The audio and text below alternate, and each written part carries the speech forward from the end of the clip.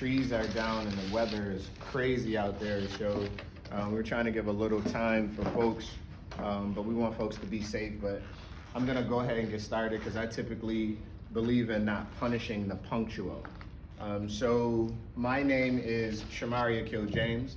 I am a co-founder, one of four, chairman, CEO of EquityNow Inc., nonprofit organization, which is the charter management organization to Legends Charter School. So welcome to the network. Welcome to the first Financial Freedom Fridays in Paradise. So this is brought to you, sponsored by Paradise Clothing Company. So please take the bags with you, take the water with you. I want to acknowledge my folks that are in the room. My two co-founders, one of which is my wife, the other is my sister-in-law.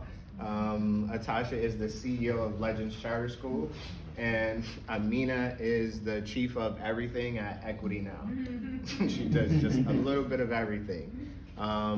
So you may know that we fundamentally believe in financial education, not just for Legends Charter School, but as well for the community. We believe in the positive progression of the culture. And I want to also introduce I was thinking of something funny to say, but nothing came to mind right away.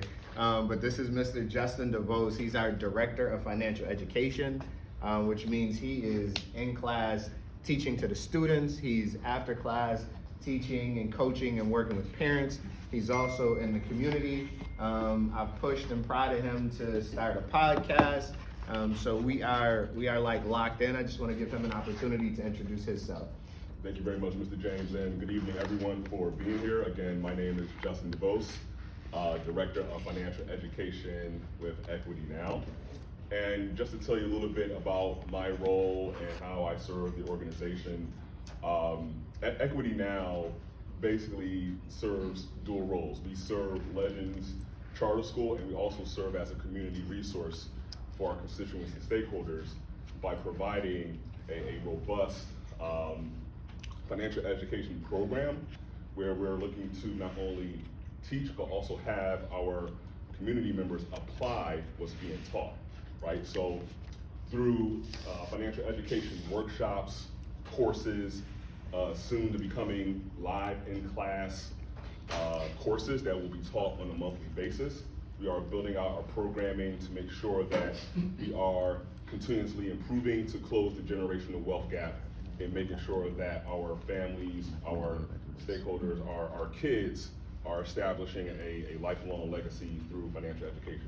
So thank you very much, Mr. James, for that space. Yeah, you're welcome, sir. So you're gonna see a lot of content, a lot of programming that's gonna come out. That'll be specifically, I'll be delivering some content, Justin will be delivering some content, and then we're gonna be tag teaming it like WWE, but to show my age, it used to be WWF, just as an FYI. So you're gonna see a ton of programming from Justin and I, the EquityNow team, delivering it to the community and to Legends Charter School. So welcome to Wealth Building for Freedom.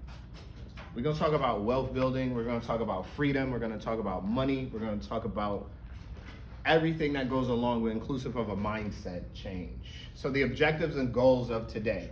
Let me back up really quick though. So it is a little crazy out there, so let me just say, just in case, I know you parked in the front, but better be safe than sorry. If there is an emergency, something happens, the quickest way out of here is walking out this door and making a left. There's two double doors and down the stairs. So just in the event something happens, I just want to be safe because it's a little crazy out there. But dear Lord, let this be your words and not mine, and we're gonna pray that everything is gonna be okay. Amen. All right. So objectives and goals today. So inform how a mindset shift and investing can lead to wealth and financial freedom. This is going to be an interactive discussion.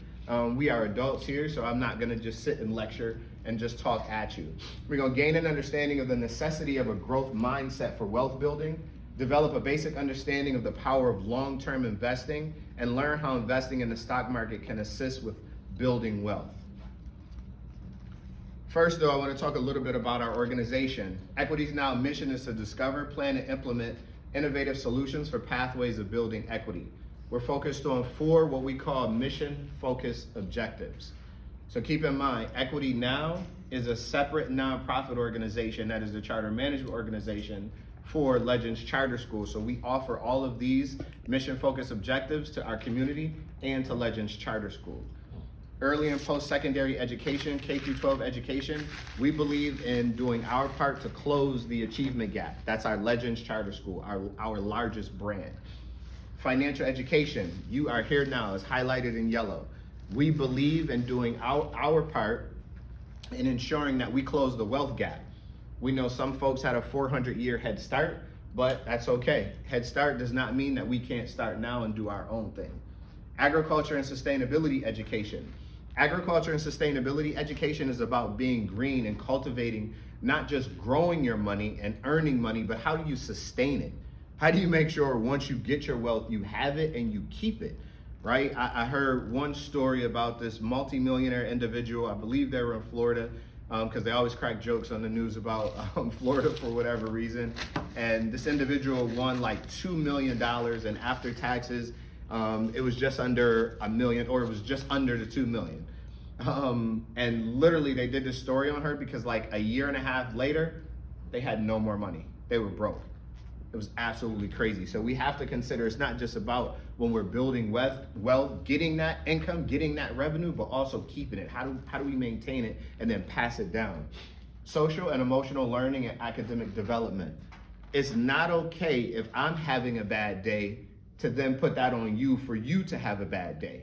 It is oftentimes taboo to talk about your feelings, but we regularly talk about our feelings at EquityNow and Legends Charter School. And we use the zones of regulation. Are you green today? Are you happy? Are you red? Are you having a bad day? And we literally have it on our doors, and we talk about it with the kids, with adults, etc. So social and emotional learning can no longer be taboo. Our vision is to globally see strategy, resources, and love to make tomorrow better for children, families, and communities. We want to do our part to ensure within our vision that we are spreading this love, and we're spreading financial education, and we're spreading education to everybody across the planet, the universe actually. So no matter who you talk to, everybody has a bias, and you typically hear bias and it has a negative connotation tied to it, like, oh, they're biased about that. But the nature of bias, it means my bias, the things that I experience. So therefore, I'm gonna come from that perspective. I'm gonna come from that purview. So I wanna let you know that my bias, everything I talk about today, everything that we talk about today is coming from the perspective of my experience as a long-term investor. So I put the definition up of what a long-term investor is, so you know as we go and we have this conversation and we have these series, when you hear me talking, you likely won't hear me talking about cryptocurrency. You likely won't hear me talking about Forex. I couldn't tell you about Dogecoin. I have no idea because I'm a long-term investor and I put my money in long-term investments and I grow it over time, which also for me equals the selfless act of creating wealth for generations, right? Because I know that the income that I'm bringing in and the wealth that I'm building, I may never, ever, ever see any of it. I have purchased land. I'm originally from Buffalo, New York. I've purchased land in 1999 and 2000 that I may never ever use. I may never build on that land ever, absolutely. But you know what? My 16-year-old daughter or my 20-year-old son, one day when I am no longer here on this earth, maybe that land is worth $500,000 or $1 million. Because for me, wealth building is creating generational wealth, not just for me, so it's a selfless act. Also with that though, just for clarity, right? I'm gonna tell you a lot of stuff. That does not make me an expert. Please don't hashtag me on any type of social media and say I sat with the expert. Hashtag I sat with Shomari who has experience. There's a very big difference. I'm just gonna tell you the potholes that I hit and the ways that I won and I was able to come up, and I'm gonna help you to tell you what those are, and hopefully you won't hit those same potholes. So what specifically works for me, it may not work for you. Any questions so far? So growth mindset. Again, this is gonna be a conversation, not just me talking at you. Without reading exact off of here, what do you know about a growth mindset? Talk to me about a growth mindset. And you're distanced enough if you feel comfortable that you can take your mask off. So talk to me about a growth mindset. Anybody? or a fixed mindset, whichever one. I would say a growth mindset is focused on progressive learning. Absolutely. Progressive learning, continuous learning, and education. What else? I also think a growth mindset is like doing something new and also continuing with it until you finish. Absolutely. Yeah. Absolutely. What about a fixed mindset? It's a fixed mindset. Being content in the state that you in. Whew, I like that. I'm gonna have to steal that, Officer Watson. What else? One more. Fixed mindset. Always being confident in what you're doing and how far you want to go. Fixed mindset, not the growth mindset. The fixed one. So the opposite, right? So it would be the opposite. I look at it like this. A fixed mindset is not being able to get past your own limitations. I can't get out of my own way, right? Because this is what I believe in my bubble, and regardless of what anybody else may tell me or the education that I receive, I just can't process it and keep it pushing past that. A growth mindset is an open mindset that when I hear and receive education and information, I'm open to it. I listen to it, I take notes. Growth mindset, oftentimes when we have this conversation about growing, folks say, well, I told you to do this and you didn't do it, so you have a fixed mindset. That's not necessarily the case. Just because I heard you does not necessarily mean that I'm gonna take it into action, right? So don't get sucked into, hey, you have a negative mindset. My previous slide said what may work for me may not work for you. What works for you may not work for me, right? So the growth mindset is being open to those new ideas, potentially experiencing those new ideas, jotting those new ideas down, the ability to learn new things and don't get stuck in your own limitations. Cultural transformation. So this is big. So cultural transformation requires that we understand what people know, how people think, and what people do. Let's take a moment to talk about that. This is about financial education. So what people know. We talked about our 4 mission-focused areas. Almost every single one of them end in K through 12 education, financial education, sustainability, agriculture, education, right? Now, education is not just the rat race where they put us in school, K through 12, we go to college, and then they prepare us to work for someone else's job. That's the rat race. That's how it's built, right? And oftentimes, when having these conversations, we look at what we learned, and it is absolutely no fault of my parents who gave me that process because that's what they knew, right?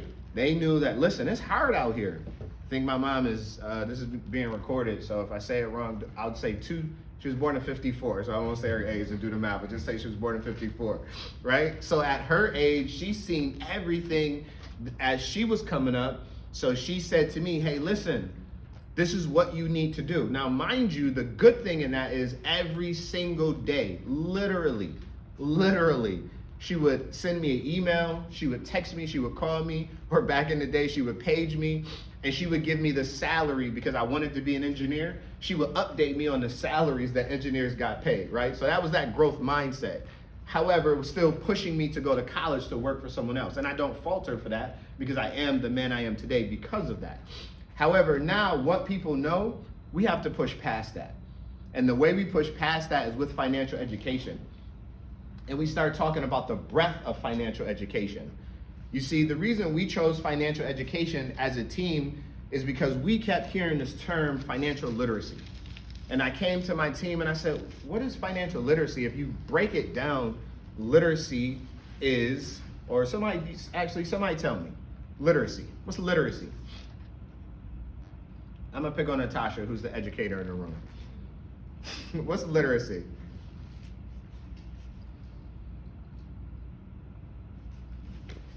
Remove your mask. Talk louder, remove your mask. What's literacy? Well, it depends. It's being fluent in something. No doubt. So financial literacy is being fluent in finances, right? However, when you looked at these programs that were offering financial literacy, it was specific to a topic in most cases, oftentimes. And it was like, okay, we're gonna use this coin phrase, financial literacy, and we're gonna teach you about balancing a checkbook. Okay, financial literacy, we're going to teach you about how to open up a bank account. So we sat down and we said, so when we get with the community and when we open up our school, we have to have the full circle of financial education, because there are a myriad of things that's tied into financial education. It's taxes, it's percentage rates, it's credit score, it's investing in the market, it's investing in real estate, it's your mindset, it's an understanding about wealth and knowing that money is a tool to bring you more time so that then you can have wealth, right? Then how people think, the mechanics of thought. So how do you process thought? When you hear something, what do? Right? Do you write it down and then you go back and you take a look at it and then you practice it? Do you go have a conversation with someone else? Right? Like, how do you learn? What are the mechanics of your thought? So for that cultural transformation, you have to consider the mechanics of thought. I give you an example. Calculus. I was absolutely terrible in calculus. I wanted to be an electrical engineer at Buffalo State College, where I graduated from. I literally was sitting in class and I raised my hand during a test and I said, I'm sorry, Proctor, when am I ever gonna meet a double integral in real life? Like, what is a double integral? Like, what is this stuff? I have no idea what this stuff is. Just my mechanics of thought, calc didn't work for me. Now, growing up, I thought you are not good in math. You are bad in math. However, I got to statistics and I got to physics. And oh boy, I can count me some money. You know what I mean? If I'm talking a little too much, we rolled the dice. I could roll some dice back then, some dice. I could jump in the dice game. So when you start talking about probability, I killed it. But the mechanics of thought wasn't taught to me. You know what it was? You're not good in math. No, I wasn't good in that math. I wasn't good at calculus. But you know what? I'm solid at statistics. So consider the mechanics of thought. Then what people do, I put the nice PG version down here. You won't get soaked watching other people swim, but there are a few other ways that folks say that. But it's what people do. What are your acts? What do you do? In strategic planning, oftentimes we talk about there is the planning phase and then there is the execution phase. A lot of people go through and they do a ton of planning. They plan, they sit, they plan, they go through it, and then they never execute. So don't hear me wrong, because I was having a conversation with some folks and I think they misinterpreted it, because after I had talked about this, they said, well, you still need to think. I'm not saying not to think. That's not my point. But you have to do. And I'm pretty sure having that conversation, I said, if there's two statues outside or two plaques outside, and it says, this is the thinker and this is the doer, that thinker statue is going to be right there like this. And everybody going to be admiring it. Oh, it's bronze, it's beautiful, it's art, it's peace. When they look, that doer statue not going to be there. They're like, what happened to the doer statue? It's gone because he or she is out and doing. So you can't get wet watching other people swim. You can't get soaked watching other people swim. Now, if I was talking to the younger group, what happens when I say that you can't get wet watching other people swim? They say, well, yeah, if you're standing on the side of the pool, they can splash you, right? And then I have to say, okay, refocus team, refocus group. The point in that, though, is you have to do. So it's planning, and then there's execution. So you sit down and you write it out. What are the mechanics of your thought? Write it down, and then go. I'll give you one more example. I'm an adjunct professor at Howard University. So what I did, I teach this class called A3 Thinking. It's Lean and Six Sigma methodology. So what I do is I bring the kids, or I bring them, whoever's in my class, I bring them rubber bands, spaghetti noodles, tape, marshmallows, scissors, and string. And I say, hey, adults, have at it. I need you to build a bridge that when you drop the marshmallows on the bridge, it won't break and fall down. 45 minutes will go by, and the adults will be, okay, if we do this, the square root of this is this. And then an hour later, I'm like, are we gonna build anything, or are we just gonna keep drawing? And then they'll build something, and then it won't work, and then now we're back to that process for another hour. So what I did, I said, you know what? I wanna test this theory. At that point, my son was in high school. I got him, some of his friends, and some younger kids. I ran the same simulation with these anywhere from 10 to 15-year-olds. Gave them maybe 8 to 15-year-olds. Exact simulation. I gave them the spaghetti noodles, I gave them the marshmallows, gave them the tape, gave them the string, and gave them the scissors. In 15 minutes, they were already building. The only reason it took them 15 minutes to actually start building is because they had to decide who was gonna build what, so they had to talk it out. They said, all right, you grab the string, you grab the tape, you grab half the spaghetti noodles, you grab the other half, I'm gonna grab the marshmallows, and they just went. They got past their own limitations and just said go. So in an hour, they probably failed 30 times. By that second hour, it was solid. It was absolutely solid. By that second and third hour, the adults, they were still writing like, how come this is not working? The point in that is you have to get out and just do. You gotta try it. You gotta learn from failure. You gotta fail forward. Does that make sense? Growth mindset. Imagine abundance by letting go of fear. I hear all the time, I was having a debate with one of my own employees actually about abundance and letting go of fear. And what I said to them was, I said, wealth, rich people, money, it looks like you. It no longer looks like what it used to look like. And I'm not gonna fire no shots at anybody specifically. I'm being recorded. So you know what I mean when I say what it used to look like. It looks like you. But the first thing you gotta do is let go of the fear that you're gonna be judged. I wore my Cuban links under my shirt. I mean, I didn't wear them out, but I got my jewels on. I like my jewels. And technically, gold is an asset. At the end of the day, I paid for my jewels. I wore it underneath. But if necessary, I can trade it in. Wealth looks like me. Riches looks like me. I let go of the fear of being judged. I let go of the fear of people saying something about me. I'm confident and I know thyself, right? And I think, and it's just my perspective. And again, I'm only here to talk to you about my perspective, my opinion, and my experiences. And you are welcome to disagree.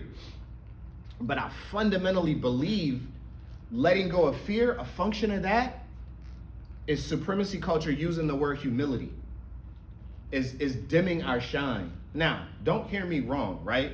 I'm not saying you should run out there and be brash and be arrogant and slap people in the face and wear your jewelry in places that you shouldn't. I have gold teeth, but we have a no gold teeth policy at EquityNow Legends Charter School, right? So by all means, hear me clearly. However, if we keep pushing this, be humble, children. Be humble, children. When I was young, it was this phrase, and you may know it. You can chuckle, raise your hand, throw things at me, whatever it may be if you do or don't know this phrase. Children are supposed to be seen and not heard. Nah, man. We here now. We here now. But the key, because I'm telling you, I'm not a fan of supremacy culture's definition of humility.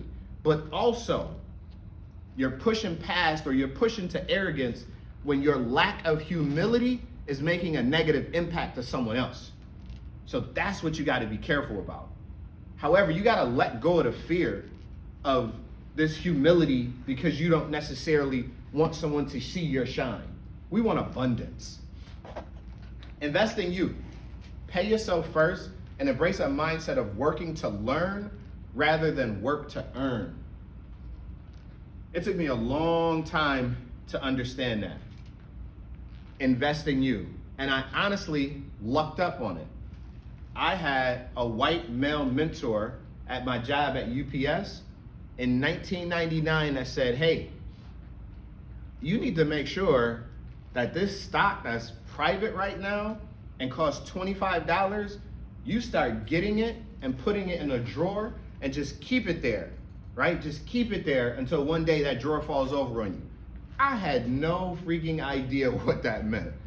I almost still don't to this day, specifically with that, because you don't put stock inside of a drawer. But anyways, right? But the point that he was trying to let me know, you come here to work every single day, and they are getting X, Y, and Z from you, hours, time, blood, sweat, and tears. But what are you getting from them? So when you work, don't work to earn. Of course, I mean, I'm not being ridiculous, right? Shomari, you need your paycheck. You gotta go to work. You gotta go to work and get your paycheck. I get that. But work to learn. I had a conversation with my son about the difference in the dynamic regarding when I was in school and where I was at and where he is right now. He already has an idea for his business, right? So college is a microcosm of the real world. He is interested in going to school, following in my footsteps, which I'm absolutely honored and humbled to be an industrial engineer. But I said, son, nah, you're in a different position than I'm in. You already have your business concept. Go to school to test your product. Go to school to work to learn, as opposed working to learn. I think I messed that up, but y'all get what I'm saying, right? Now, what I did is a little bit differently. When I was in school, all of these different jobs that I had, even though I was getting a paycheck, I was taking something from them. And all of that prepared me to be in front of you today. Now, I didn't necessarily know that, right? I didn't absolutely know that then. Now, I look back, and as I got further along in my career, I said, oh, okay. But what I did was I went to UPS. I spent 10 years at UPS, starting there in, I think, 1999. Learned, I grew. When we started having conversations, and it oftentimes annoys people, I know a little bit about a whole lot because of my experiences. So we'll be in a conversation and someone will say, well, we X, Y, and Z. And I'm like, oh, when I was at UPS, we did this. And then somebody say, well, what about X, Y, and Z? I was like, oh, well, when I was at Nestle, we did this. I say, well, what about it? Oh, when I was at Howard, we do this, right? So I used my platforms. I used those jobs to pay myself first. Now, it wasn't income at first because I was using that income because I had my son who's 20 now at like 9 years old. So, you know what I mean? I had my son really, really young. So I needed my money. So at first it was, I'm going to gain knowledge from all of these jobs. And then when I finally smartened up, I was walking across stage and God bless me. I got an offer from a company from Nestle in Maryland who was recruiting me to come to this area. The same day, they called me and wanted to buy me out of UPS. So I said, I gave them 10 years of my life. I will never, ever give another company, unless it's my own, 10 years of my life. And I will strategically go into a position that I can learn and apply something to be able to invest in myself. So my next job was Nestle. And you might say, well, you want to go Nestle ice cream. So you might say, why do you want to go learn ice cream? I had just gotten my Six Sigma certification, but I wasn't necessarily able to practice at the level that I wanted to. So when they interviewed me, they said, hey, we're going to hire you as an engineer. Your credentials are solid.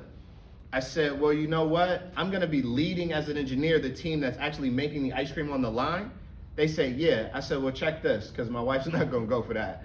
You keep the money the same, but I want to work the line. They said, no, absolutely not. We're not paying you all this money for you to be an ice cream maker. I said, okay, then make me the next level up, which is a supervisor or a coach. Now for me, one, if you're gonna pay me the same, I'm gonna come in and do it. But the point for me was, I wanted to come in and be able to apply what I had just learned to make sure when I said, it's been nice working with you, Nestle, I could say on my resume, I work for Nestle, I applied my DMAIC, my Lean Six Sigma, my continuous improvement, and I learned it with the people who already knew it, and now I know how to lead people in a manufacturing setting. So I was building the knowledge. By that time, with 10 years at UPS, I was already prepared and projected to keep it pushing and know what I wanted to do. Use your money to acquire assets instead of liabilities. Oftentimes people say things like this, and some folk don't necessarily understand it, and that's absolutely okay. The way my mentor said it to me, he is vehemently opposed to investing in real estate in the sense of holding property where you have tenants. That's all I knew growing up. My mom, she would have a house in the hood, and then she would get a little more money, and she found a house in a little bit better part of the hood, and she would buy that house and keep that other house, and then another, and she just kept going until she made it to the suburbs. So then she had all these houses, and she was running around collecting rent. And I said, okay, well, it's income. I'm gonna do the exact same thing, right? So I'm talking to my mentor. We have a 3-unit property. My mentor is like, well, I was telling him that I wanted to buy this car. And he was like, so you taking that money out of your paycheck? I said, well, yeah, what else would I do? I mean, I can't steal the car. What you mean? He said, well, how about you raise the rents on your property, so then the net income from your property pays for the monthly note of the car that you want. Assets and the liabilities. Acquire assets instead of liabilities. So I had my asset, I increased what my asset was giving me. I still wanted my liability, so I had my asset pay for my liability. Does that make sense? Makes a lot of sense. Any questions? I'm gonna pause here for a moment. Okay. Yeah, let me ask, so looking at letting go of fear, that's kind of one of the things that I'm in now in terms of like, not being in that state of analysis paralysis and really taking action on what it is that I want to accomplish. What are some of the things that you feel like helped you to be able to eliminate or kind of push past those negative factors that were presenting themselves in your town? Very good question. Thank you. For me personally, I have a high tolerance for pain. I'm extremely hard-headed. So that personality, that trait, for me, I'm jumping out. My son, he went to the couch when as a little kid, and he looked over, and then he just jumped. Boom, started crying. My daughter, she went to the couch, she looked, and then looked at me to pick her up. Right? 2 dynamically different personalities. So for me, I was okay with taking that leap. Right? So one of the things with me was I would say, hey, this is an opportunity I'm gonna take a look at, and I'm just gonna go for it. However, though, with that, it's easier said than done because I had a family or have a family. So I had to go back to my support system to say, hey, is everybody okay with me taking this leap? Is everybody good with this? My very first stock purchase, it was Delta Airlines. Didn't understand the market yet. Talked to my mentor. I literally met my mentor and spent an entire summer at his house Monday through Friday like it was school. I was there from 8 a.m. to about 4 p.m. at his house every single day. Everything he taught me, I went back home and did something totally different. I bought Delta Airlines. Didn't even tell him. I read some information, thought I was smarter than the market, went in and I bought it. I can't even explain. Justin is way better with the technical definitions than I am, so he can correct me. Definitely okay to correct me if I mess this up. But I bought it while they were in bankruptcy, and I said, well, since they in bankruptcy, they only gonna go up from here. They already in bankruptcy. I mean, I'm gonna buy this stock. This only makes sense. Now, I already bought it, right? I called my mentor. I told him that logic. He was like, you have to be kidding me, Shomari. Sell now. Cut your losses and sell now. I was like, nah, this is what you said. You told me to jump out there. You told me I can't get wet watching other people swim. I'm in the deep end. Let's go. He said, I love you. We'll talk later. Right? So, letting go of the fear. It was letting go. Now, what happened though, they ended up switching their stock symbol.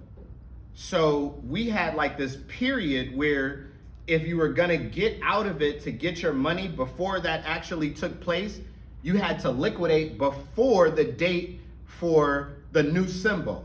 I'm busy, I have a young family, I don't even really know what I'm doing yet. I'm just throwing some money at it. At that point, I believe, I don't know, my wife can verify, I think it was like $5,000. And at that point in my life, $5,000, at that point that was a lot of money for me. It was, matter of fact, maybe it was like $2,500. I don't know if it was $5,000. It was enough money that I couldn't afford to lose it. Here's what happened to me. I watched that money after I missed that deadline, just disappeared. Almost the whole thing. I don't know what that was. I don't remember what that was to this date. Corporate action. Basically just shifted. Corporate action, I know now. And I know now not to get in whatever corporate action is, because I literally lost, I'm fairly certain I lost all my money. So tail between my legs, I go to my mentor, Roger Struther, Buffalo, New York. He's 83 years old now. I said, Roger, he said, oh yeah, so Delta Airlines changed the stock symbol, you didn't get out in time. I said, no, and I had to like watch my money disappear. He's like, yeah, because you couldn't sell because they locked all the accounts. I said, yeah, what am I gonna do now? He said, well, let me teach you another lesson. He said, there's a difference in how much you can afford to invest and how much you can stomach to lose. So I felt that the money that I put in, we could afford it. My family could afford it. It was pushing us to stretch. We could afford it. But when I lost it, the emotional part was like, nah, man, I would have rather lost like $150. So when you're considering investing, just because you go through your notebook and you say, boom, here's my income, here's my expenses, here's what I'm doing. I got, boom, bottom line is I have $1,000 in dispensable income that I can invest. That does not mean you should invest that $1,000. You have to do that gut check. Because if you lost that $1,000, would you be okay? And that's what you have to juxtapose. Disposable income versus is your spouse gonna divorce you, or your better half gonna say, I told you not to lose that amount of money. Luckily mine didn't. We still together this day, almost 30 years later, right? So letting go of fear, it was in my personality. I just did it. So now at that point, I have an iron stomach. Like now I'm just, like I go into investments, and the way I look at them, it's totally different because of the fear and because of my experiences and how I have had loss. But that $2,500 loss or $5,000 loss, whatever it was, now it taught me to look at so many different things. Very good question. Any other questions? Capitalism. Capitalism. Capitalism. What's the first emotion that comes to mind when you hear this word?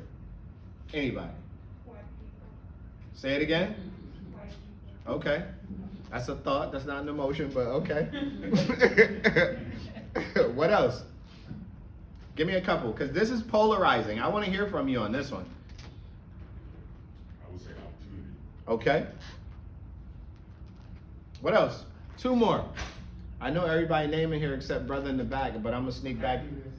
Say it again. Happiness. Happiness, okay. Miss Alexis Lacey, don't make me call you out. Huh?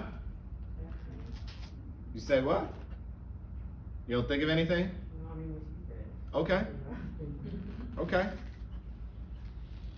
Pastor? Capitalism.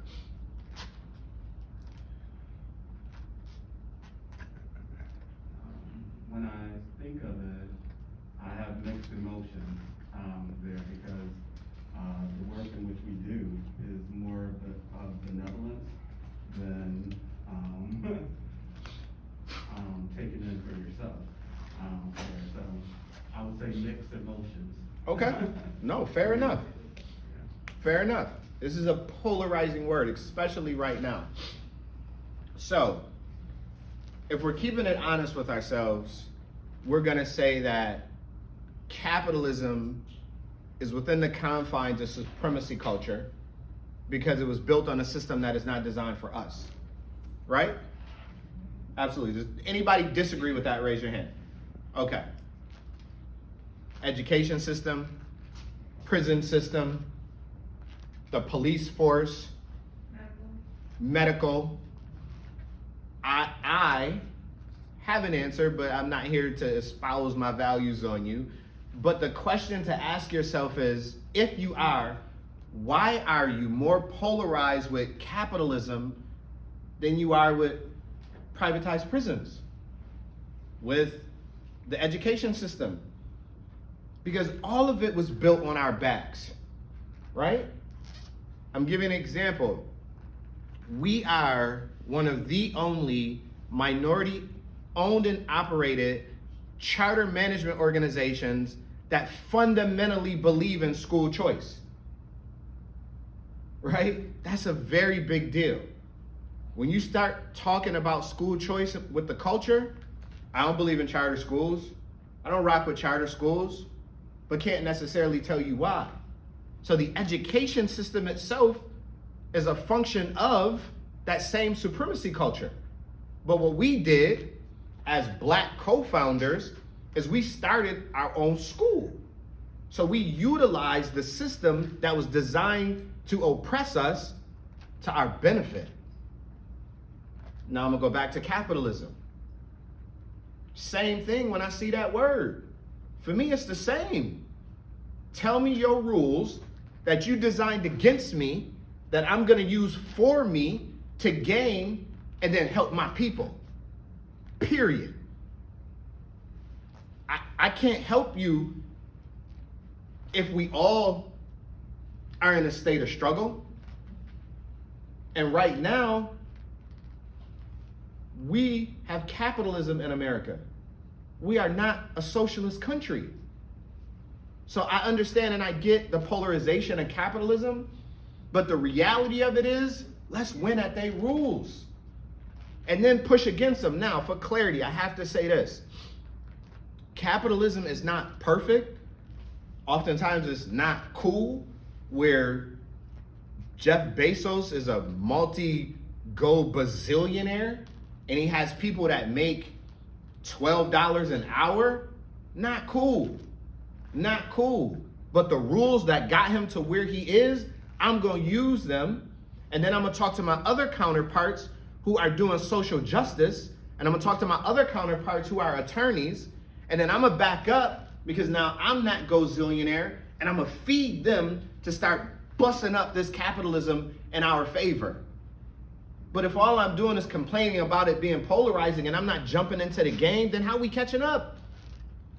And then what'll happen is we create classes within our own culture. Sometimes it's not even white folks that's the issue. It's the folks who don't want to hear your opinion, negative opinion about capitalism because they rich and they look like me and you. And they not about to sit and hear that they should give up their bread just because somebody else is not. They're not gonna pay attention to that story because you know what? Oftentimes they already doing it and all they want you to do is join them. They don't wanna hear a lecture. Don't lecture me. I come from the hood. I grew up in the hood. My mama still live in the hood. She chose to move from the burbs and go back to the hood. Literally. And I'm trying to move her down here, but she won't. I don't say that to prop myself up. I say that to say I'm never gonna forget where I came from. So what I'm gonna do is I'm gonna take this polarizing word, I'm gonna take this economic system, and I'm gonna use it to my best advantage to grow my wealth, to make sure that I'm giving back to my people. But I'm also going to say this is crazy and it's not fair. So therefore, you know what? Don't trick me and talk about minimum wage needs to be $15. Because even Democrats, Republicans, whomever on the Senate, y'all clamoring at $15. If you really talking about making things equitable, not equal, but equitable, minimum wage should be $30. Who can win at $15 an hour? Now, it depends on your definition of win, right? But I want all my folks to be wealthy. So you're not pulling the curtain, the wool over my eyes saying, hey, and I voted for Biden. But you're not pulling the wool over my eyes and I'm impressed and clapping and saying, yes, Biden, because you said we need to have $15 an hour. While you are a rich president. Or Bernie Sanders doing X, Y, and Z, and you are a multimillionaire with multiple homes in multiple places. You're not fooling me, bro. You playing the game and then talking me to death. And some folks listening to it. But again, I voted for Biden. But I'm also going to hold him accountable and get bread through capitalism and give back to my people. Any questions or pushback? I'm okay with pushback. Wealth. What do you think of when you hear wealth? Actually, I'm gonna go back. Wealth. I moved the definition. What do you think of with wealth? First word that comes to mind. Money. Money? Being comfortable. Being comfortable. Say it again. Okay. Financially stable. Financially stable. Legacy. Okay. Okay. Love. Ooh. Financial freedom. Dope. Okay. I love all the answers, but I want to highlight a plentiful supply of a particular desirable thing. Oftentimes we equate wealth to money. This is wealth. Again, I said I don't care if there was one person in the room or it was standing room only. To have you all in front of me come to hear me speak about financial education in the building that my co-founders and I brought up to educate individuals with 600 students, that's wealth to me. Love is wealth to me. Family is wealth to me. Having patience is wealth to me. Waking up every single day to be the very best person that you can be is wealth to me. Money is just a tool. It's only a tool. We got to get past, I can't get money. You get money, get bread, because the reason you want to get money is to help you become wealthy with the things that you find as wealth, that you value. Money is not the end game. Freedom is the end game. Financial freedom is the end game. I heard legacy. Again, I may never, ever, ever in my life be a multimillionaire or a billionaire, but if I am blessed enough to be in heaven and look down, I want to see that my kids are the generational wealth and the legacy that I provide means they are A-okay. And I'm comfortable with that.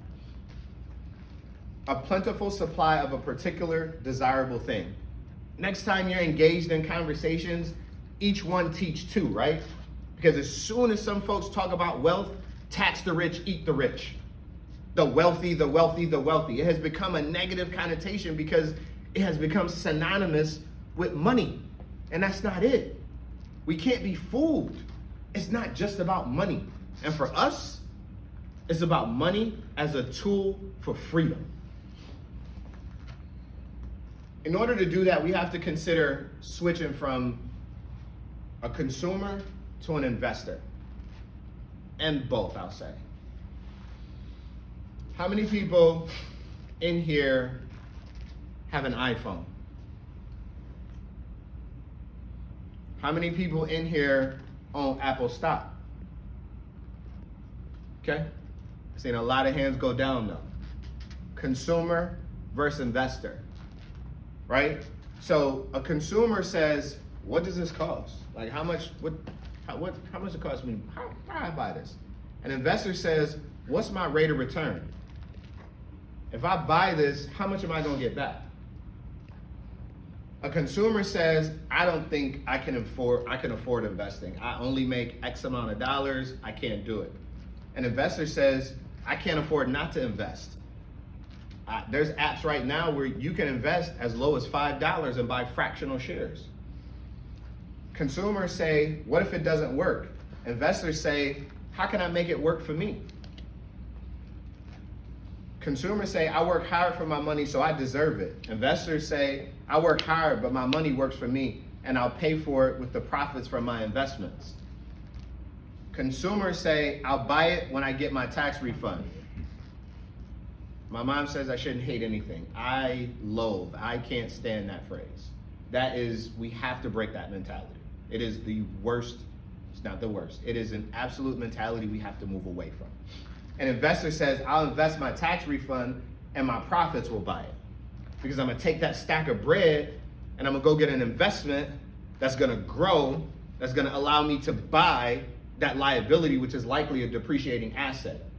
Now, if I back up even more, I don't want the IRS to give me a refund because that means you're holding my money, making interest off my money that I don't get, that if I don't file in enough time, even though you owe me money, you gonna charge me a fee when you're supposed to be giving me money. No, I want to owe you money, and then let's see what your interest rate is, because I owe you money. And I'm gonna say, okay, well, I owe you $10,000 in taxes, and if I get on the payment plan, it costs me 2.5% to pay you back on that $10,000, but I got an investment that's bringing me 7%. So guess what, IRS? I'm gonna pay you $500 a month and make money because you're not gonna keep my money. So fundamentally, I don't even want I don't want a tax rebate. I don't want it. I want all my money because I'm gonna invest my money. Does that make sense? So why should you invest? Head start on building long-term wealth. Saving and investing allows you to reach your financial goals. It's your opportunity to own a fraction of a company whose products or services you love, to create future financial security, retire with less stress, and generate wealth. When I first wrote that, I put retire with no stress. We always gonna have some stress in our life. Biggie said more money, more problems, right? What's free? Achieve financial equality and independence. Time is your best friend, but there is no reason why you shouldn't walk out of this room today, tonight, and begin investing.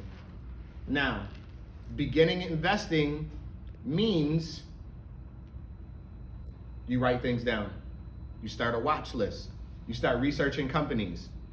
You look at the things that you already use. Almost the whole room said that you own an iPhone. What kind of car do you drive? What kind of clothes do you like? What kind of TV is in your house? What type of appliances do you have? And then again, remember I talked about wealth building is a selfless act.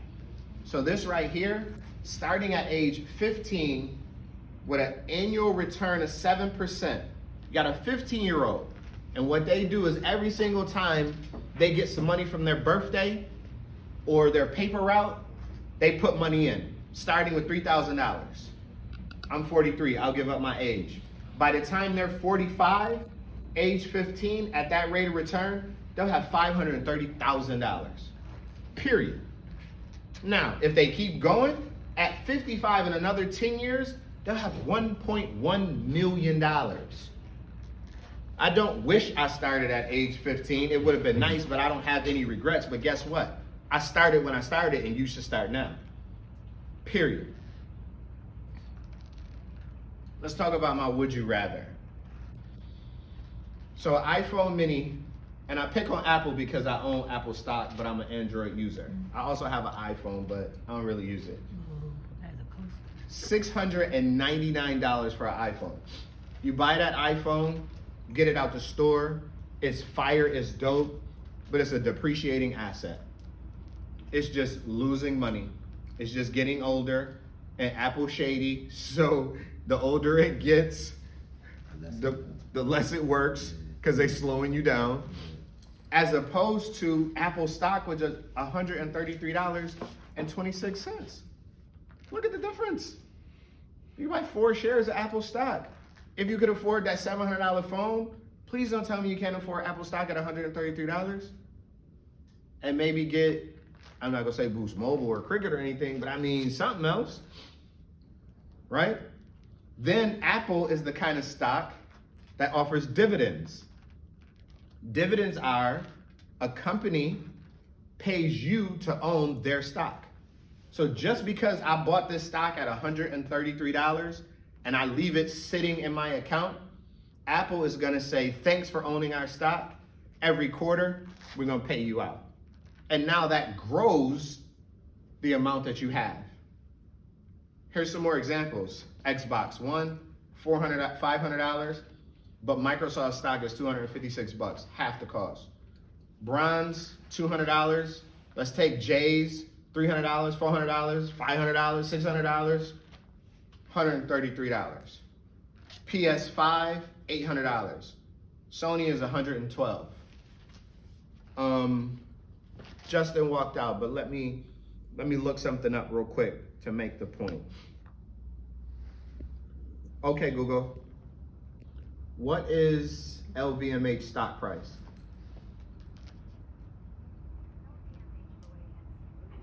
Unsponsored ABR closed down 2.46% today at $150.84. Louis Vuitton, the company that owns Louis Vuitton, Moet and Hennessy, stock is $150.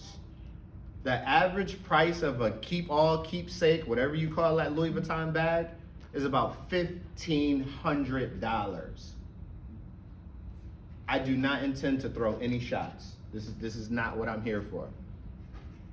But if you can buy a $1,500 bag and are not investing in your future with $150 stock, I think there's opportunity for improvement. And that's just my personal opinion. LVMH is also the only brand that has partnered with, as a luxury designer, Rihanna.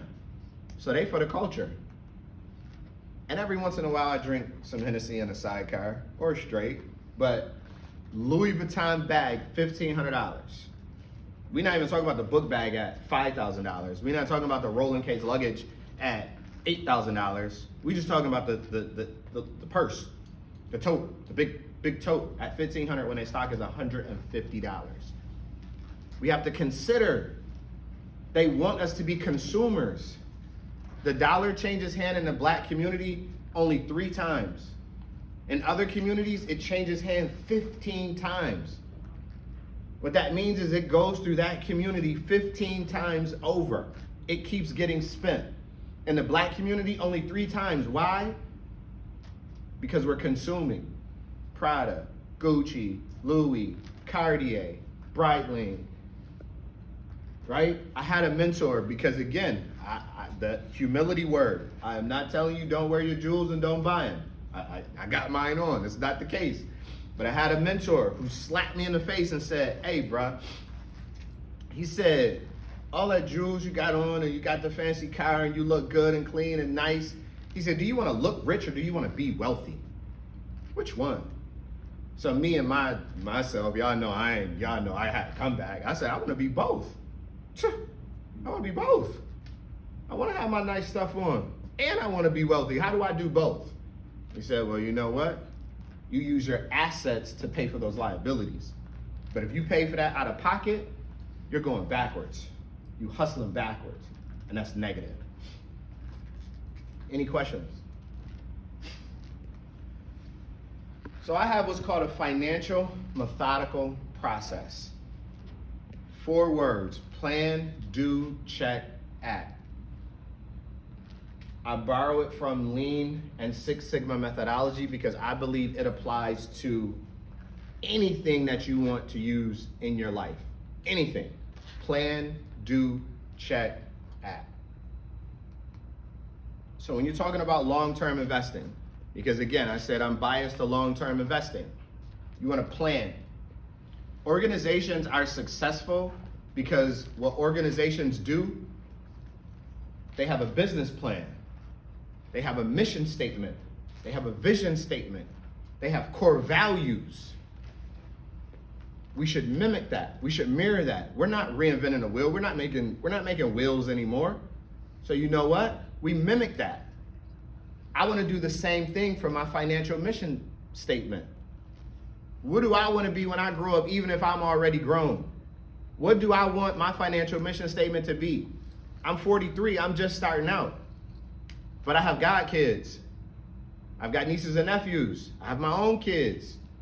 So my financial mission statement is I'm going to make my money work for me now because I'm just starting out. But this building is going to be for them. This is going to be generational wealth. I may never see it. I may live paycheck to paycheck, but you know what? The people behind me will never live paycheck to paycheck. That's creating your financial mission statement. Included in that is your values. My personal values, my father died of cancer. I won't buy anything that supports tobacco. Had a few stocks that I was highly interested in. When I did the research, I found out that they had tobacco farms or tobacco companies, and they'll hide stuff like that in their books. You got to Google it. Anything that has tobacco in it, I don't care how good it's doing. I don't touch it. I don't touch it at all.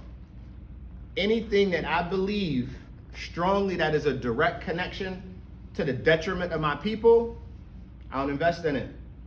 Privatized prisons, I don't rock with it.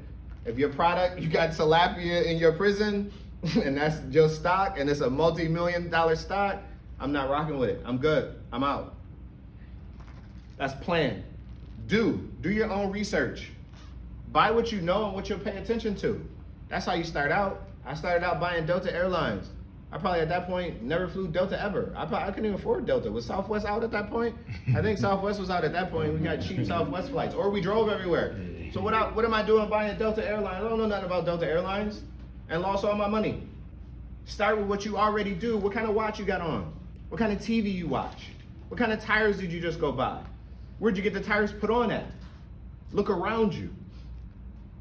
Never take a stock tip from somebody else without doing your own research. That's do. Check. What gets measured makes progress. How are your investments doing? How is the market performing? How are the competitors performing? Are they performing better than your stock right now? That's the research that you got to do. Be realistic and don't have false expectations. I would love to be a billionaire. I love my family. I love EquityNow. I love Legends Charter School, but I would also love to be in the Maldives right now. I'd love to be in Greece right now, flying on my private jet, chilling, right? But I don't have false expectations. My stock account is not putting me there. So you're not gonna wake up a millionaire overnight. I don't care if you've seen GameStop and you've seen people getting the bag from GameStop. That's not natural, that's not normal. And I'll talk about that in another session. But that typically doesn't happen. And there's a difference between investing, trading, and just flat out gambling. I'm on the fence about that being trading and gambling. I lean more to that being gambling. So if you want to get into GameStop and some of these other things that are get rich quick, you might as well go to MGM. Might as well go lay it down at MGM on a crap table, because that's what some of it is. Act, compounding. I talked about dividends. Apple, I said dividends, when you have a stock, they pay you to own that stock. When you have an investment account, you want to grow your money. It's like a plant. The more sun, the more light you give it, it's going to continue to grow. So if you put those dividends right back in there, my first dividend check, when I started investing in UPS, was 32 cents. I have the check somewhere, unless my wife threw it away on me. But I have that check somewhere, literally 32 cents. Not as a humble brag, not to brag, my dividend checks now could support my fam. No, let me not say that. It could support a car note, a nice car.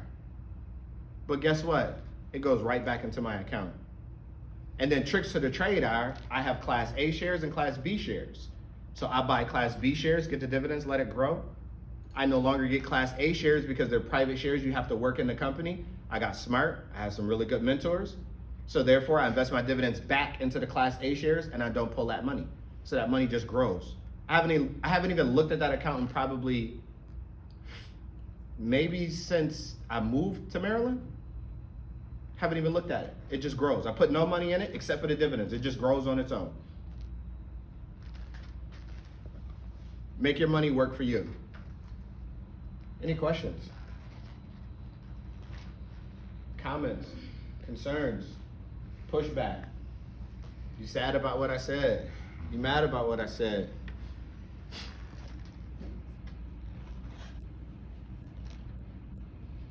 Was it that informative or was I that bad?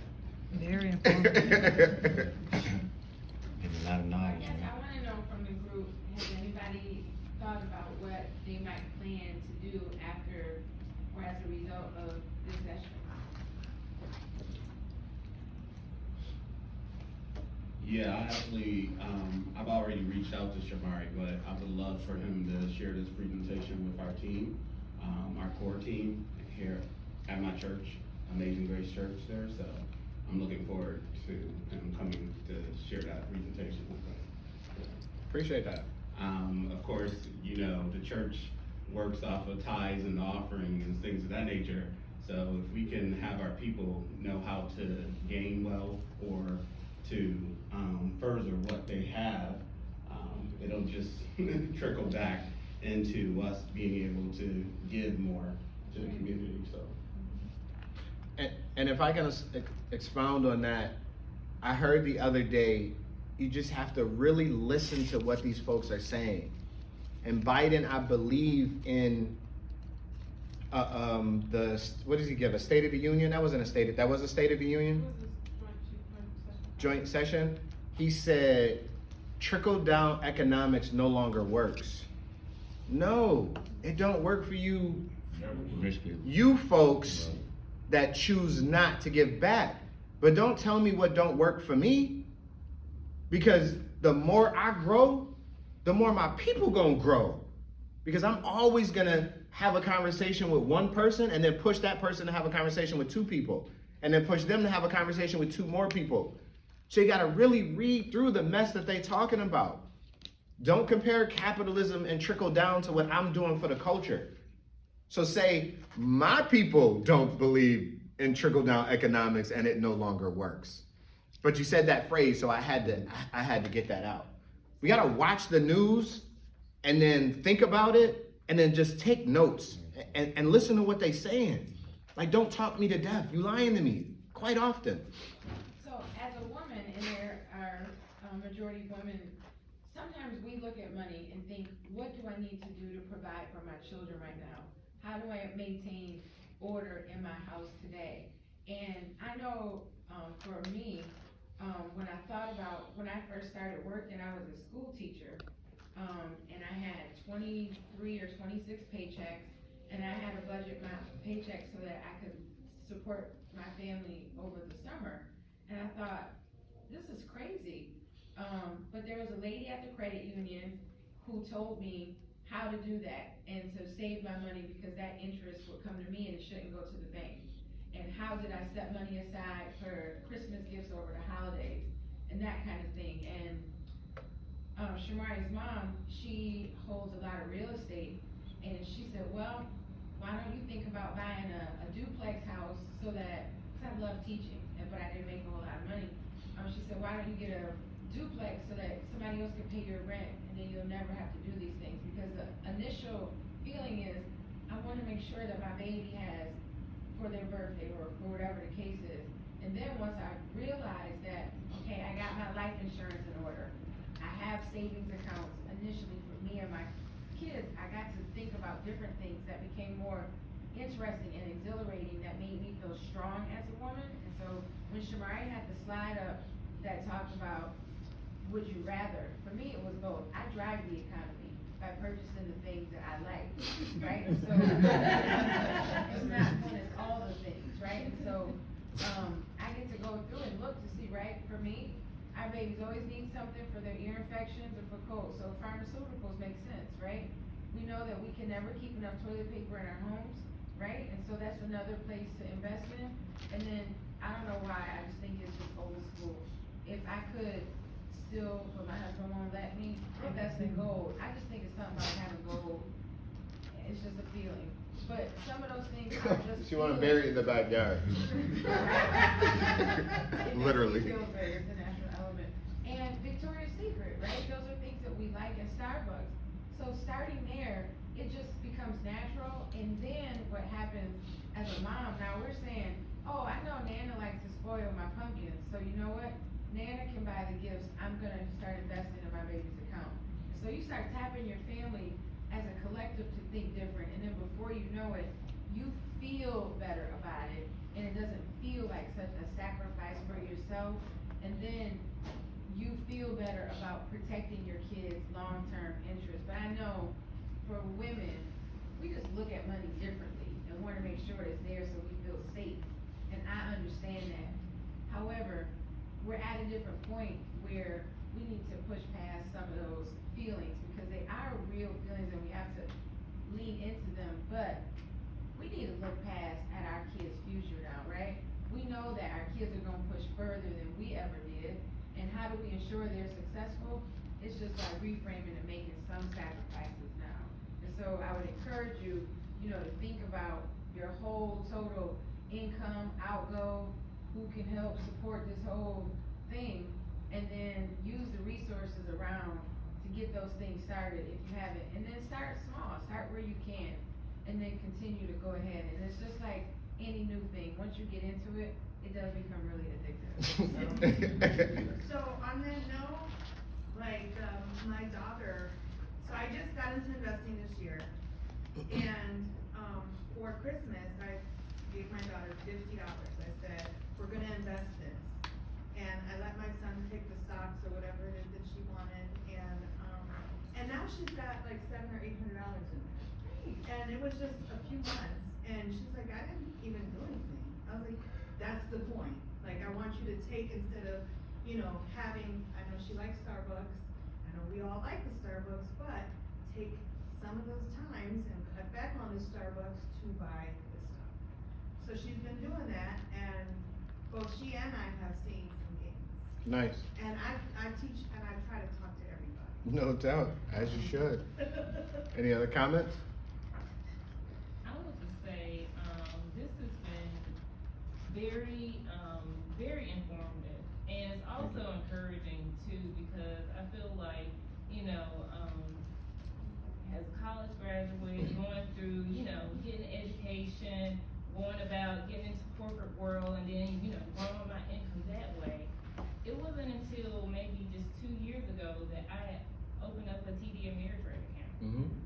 So out of all of this time, that I wonder how, other counterparts, or people who don't look like me traditionally, how are they so far ahead? I went to school, I got good degrees, and I just felt like, wow, I'm working, but I'm not catching up. Absolutely. And so this is giving us, shedding light on tools and things that we can do now, that even at this time, that everybody can start wherever you're at. Absolutely. So I really think this is encouraging. I thank you for having, setting that bar and setting that standard and giving us those tools to start where we are now. I want my daughter Callie to have her account and, start growing those funds so that when she does get to, graduate school or whatever she decides to do in her life, she has those options. That's right. To set herself apart. So thank you for this. I agree. Thank you. Thank you for One the thing I want comments. to say about what Brianna just said in regards to college, right? So introducing kids to investing early is going to set the framework for them to make informed financial decisions. That's right. Not only when they're adults, but when they're teenagers. That's right. Yeah. Having those conversations, saying, okay, stocks go up, stocks go down, right? But also being able to compare, apples to oranges. Like you can buy, you can be a consumer. Yep. That's okay, but it can only get you so far. How That's about right. be a producer That's right. of wealth, right? That's right. So comparing, okay, an Apple iPhone costs $700, but that Apple iPhone 2 years from now is gonna be worth nothing, Right. right? You take that Apple stock and just watch it grow and watch that money work for you. And the kids understand that. They understand the companies that they know. Mm-hmm. You show them a list of companies like our own groups, they can name 19 of them, Mm-hmm. right? And have a familiarity with it. And then once you start showing them, okay, here's how this stock is doing, here's what this company does. Oh, I didn't know that company did that. Mhm. Wow, now it starts to click. So we can't, we can't assume that they don't know, that they won't understand.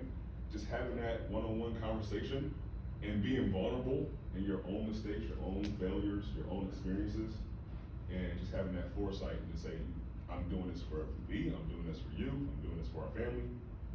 That's gonna yield dividends. Totally agree. And it's Right. the financial habits, right? So to say something absolutely crazy just to make the point, your credit score does not matter. It's irrelevant. Doesn't really matter. Now, we obviously know that's not the case, but the point is, if you want to have a good credit score, it's the habits that go along with making sure you have a good credit score. So if you are practicing good habits, good financial habits, your credit score is not gonna matter. If you're paying your bills on time, if you are getting one credit card and paying it off and making sure that it's under 30%, if you have debt, because your credit score is not gonna go up unless you have some debt, but you're practicing those good financial habits, then you'll open up Credit Karma and your score will be at 800. I don't check my Credit Karma. I check my account balances. I check my Amex account. I check my Target account to see if my wife done went on a shopping spree, right? Because it doesn't necessarily matter about my credit score. It matters what I practice. It matters about my financial habits, to Justin's point. Teaching them about these healthy financial habits young, they're not gonna have to worry about money. They're not gonna have to open up their bank account.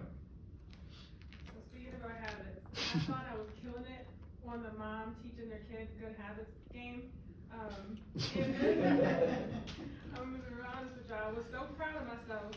I was sharing with another friend how proud I was of myself, and my son played me. So we use the Busy Kids app for allowance, and with Busy Kids, you set up an common stockpile, so the kids can when they get their allowance, they have 4 options. They can save, share, spend, or donate.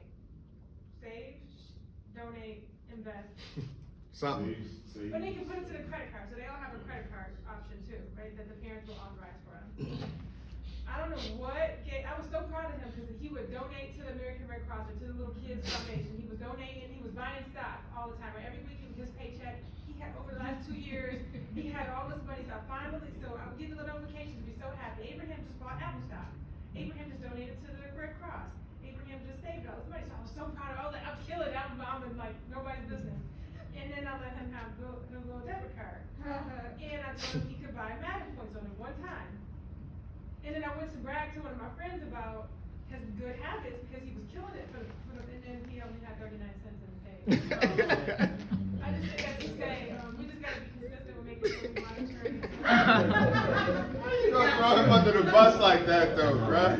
Because we think that we do the same thing, right? We are proud of ourselves because we're killing it, and we're putting the money, we're saving it, we're investing it, we're donating it, we're saving, and then we get happy with it because we spent a couple times, and then we forgot that we spent that last time, and then maybe we were able to go buy a big thing, there was only 39 cents left. Right. So it was just reinforcing the good habits was the whole point. But don't have 39 cents in your account. Are there any more questions, comments, concerns before we wrap up?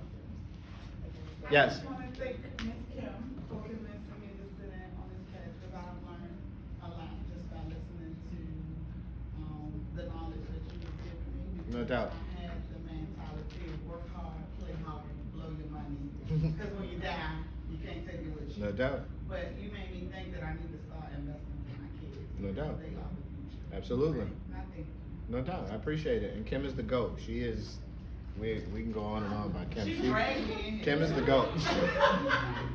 Kim is the GOAT. So, what we plan to do at EquityNow, Justin came from, where did he come from? Vanguard. So he is a technician in the work. As you noticed, he called it a capital something when I was describing that. And I have a ton of experience in what I've done in investing. So we are going to continue to collaborate and have these conversations, because I can explain to you at a high level what you need to do and be involved in, and give you some mechanics of shifting into a growth mindset, and then explain to you a lot of the things that I did in order to grow our family's wealth. And then when I start saying it, you'd be like, okay, what is that? He can give you the technical definition, right? So we are going to continue this. The next class or session, we're gonna get into investing in the stock market and how you can grow your wealth in the stock market. Obviously, we get upset when other folks generalize about Black people, people of color, people who look like us. So at the risk of doing the same thing, the culture is quicker to go into an investment deal that is tangible, whether it's buy a house, buy a car, flip it. I got my money, it's in the mattress. Brown paper bag money don't earn interest, and it don't make you wealthy. Period. Period. People not trusting banks though. I don't either. I don't trust banks. Well, and that's what I'm saying, it's just, I know that like a lot of old, you know, if you look at the old Puerto Ricans, they're hurt. You said it, I didn't. And their shoebox and their bed, like they just don't trust banks. And money don't earn interest. Right. And we'll deep dive into this, but I said I don't either, so I can't leave you hanging on that. I don't think I have one savings account. I may have one savings account. I'm actually unsure. I'm gonna check. I don't believe in savings accounts. Savings accounts offer like 0.001% interest on your dollar. That doesn't make sense to me. I'd rather take my money and it's in a checking account and I spend that money because that's the money to pay out my bills, and where my money is being saved is in my investment accounts because I'm earning at such a higher risk. Now, I won't say Justin, but folks who are financial planners, my wife can attest to this, my financial planner quit. She's like, I'm out, I cannot, it's a wrap, you are crazy. Because the mechanics of my thought. So they want to push you into the safety net. Well, what if something happens? Yeah.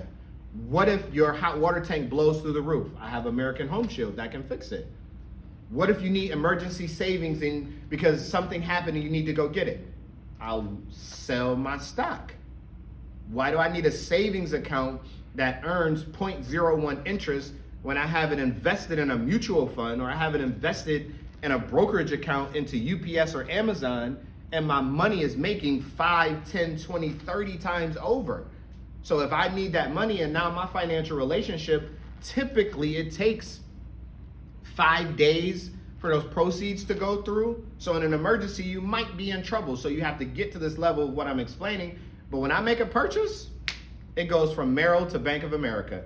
It processes. So therefore, I don't need a savings account. So in that savings account that's earning 0.013% interest, I'm saying, oh, boo, we need to sell because we got to go to Jamaica. We got to take the family to Jamaica. I'm going to press send on a sale to UPS stock. And then hopefully, which will be later in classes that I'll explain, I'm going to sell that stock at a loss. Meaning that I sold it while the stock was lower that day. Because what'll happen is, I know some of y'all looking at me crazy, how does that make sense? Well, it makes sense because this is what they don't teach us. You're gonna give me $30,000 from the sale of that stock that's gonna go into my checking account because I just sold it at a loss. But I lost $50,000, let's just say. The culture, we panicking. Nah, it's about the total earning. So now I make, let's say, $100,000. IRS wants to come tax me on $100,000. No, you won't, because I lost $50,000 on this sale. So now you tax me at a lower rate. You only tax me at $50,000. You don't tax me at $100,000 because I lost $50,000 in the market when I sold this stock at a loss. But it was an emergency, so I had to do it. So tax me less, Uncle Sam. And I got $30,000 in my account, and we going on our way to Jamaica. These are some of the things that's not readily available. Our folks don't necessarily have these conversations, right? Because if you have a house and you get rent, or you flip that house, it is what it is. I want to retain as much money as humanly possible. But I went on a tangent. We'll talk about that in further classes. Justin came in, which reminded me I need to wrap up. So what we will do is we will continue to have these classes, and I want to unload everything in my head, everything that I have learned. I want to pour it out because I want my people to have the exact same success. So every single Friday, that's the final Friday of the month, I'm gonna do a class. Justin is doing classes in May, I think on Fridays and Saturday mornings? Or Friday morning. Saturday morning. Oh, right. He like, nah, bruh. Don't put me on Friday and Saturday morning. He like, hold up, bruh. Justin is going to be doing classes on Saturday.